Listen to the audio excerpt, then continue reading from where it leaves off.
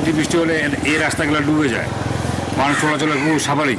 দীর্ঘ বহু বছর যাবত এভাবে পড়ে আছে, না খননের কাজ, পানি হলে আশপাশের লোকজন চলাচল করতে পারে না। দিনাজপুরে দখল ও দূষণে অস্তিত্ব হারাতে বসেছে ঘাগড়া ও গিরিজা খাল। স্থানীয়দের অভিযোগ, দখল হতে হতে নালায় পরিণত হয়েছে খাল দুটি। এ কারণে পানি নিষ্কাশনের অভাবে সামান্য বৃষ্টিতেই নিম্নাঞ্চল প্লাবিত হয়ে জলাবদ্ধতার সৃষ্টি হয়।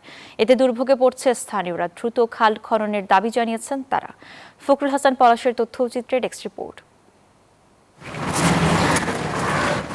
দিনাজপুর শহরের প্রায় মধ্যভাগ দিয়ে প্রবাহিত হয়েছে ঘাগড়া ও গিজিরা নামের দুটি গুরুত্বপূর্ণ খাল।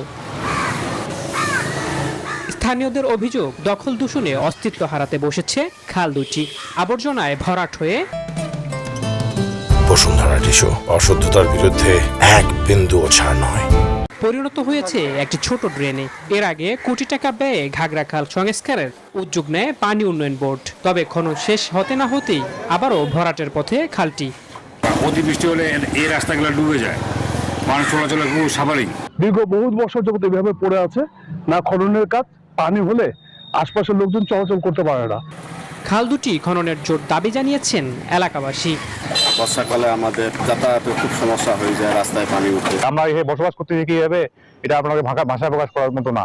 যত তাড়াতাড়ি সম্ভব দ্রুত সংস্কার করা প্রয়োজন। অতিরিক্ত জেলা প্রশাসক জানান, ঘাগড়া ও গিজিরা খাল খননে এরই মধ্যে প্রকল্প হাতে নেওয়া হয়েছে।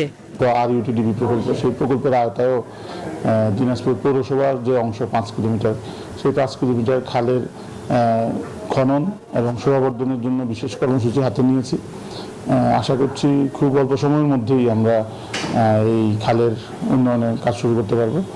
1851 সালে মহারাজা গিরিজানাথ দিনাজপুর শহরে পানি নিষ্কাশনের জন্য ঘাগড়া ও গিজিরা নামের দুটি খাল খনন করেছিলেন।